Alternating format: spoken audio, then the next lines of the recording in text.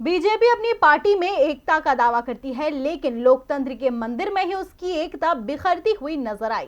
एक बिल को लेकर पार्टी के दो दिग्गज ही आमने सामने आ गए। इसकी वजह जनसंख्या कानून बिल है, जिस पर बीजेपी सांसद राकेश सिन्हा और स्वास्थ्य मंत्री मनसुख मांडविया में जबरदस्त बहस हुई। इस तकरार के बीच बिल वापस हो गया। देखिए रिपोर्ट। सदन में विपक्ष के विरोध के बीच मोदी सरकार विवादित बिल को भी पास करवाने में कामयाब हो जाती है।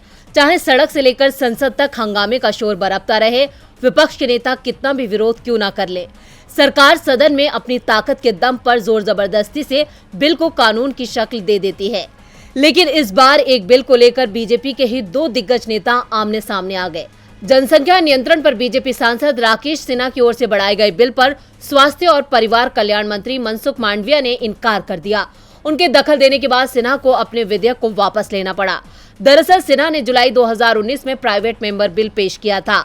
इस विधेयक में 2 बच्चों वाले नियम को लागू करने की मांग की गई थी, जबकि इसके उल्लंघन पर कार्रवाई के लिए भी कहा गया था। इसी बिल को लेकर मांडविया ने कहा कि बढ़ती जनसंख्या कई समस्याओं का कारण होती है, पर उन्हें पूरा विश्वास है कि शिक्षा और जागरूकता के प्रसार से जनसंख्या नियंत्रण के लक्ष्य को हासिल किया जा सकेगा। मांडविया के मुताबिक देश में प्रजनन दर 2% तक पहुंच गई है। साल 2025 तक इसे और कम करने की ओर देश आगे बढ़ रहा है।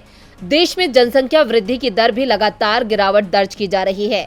1971 में जनसंख्या वृद्धि दर 2.20% थी, जो 2011 में बढ़कर 1.64% हो गई। इन आंकड़ों को पेश करने के साथ ही उन्होंने कहा कि इस बिल की कोई आवश्यकता नहीं है। उनके इस इनकार ने बीजेपी में तकरार के साफ संकेत दे दिए हैं, जिससे विपक्ष की ताकत को बल मिल गया है। डीबी लाइव की रिपोर्ट।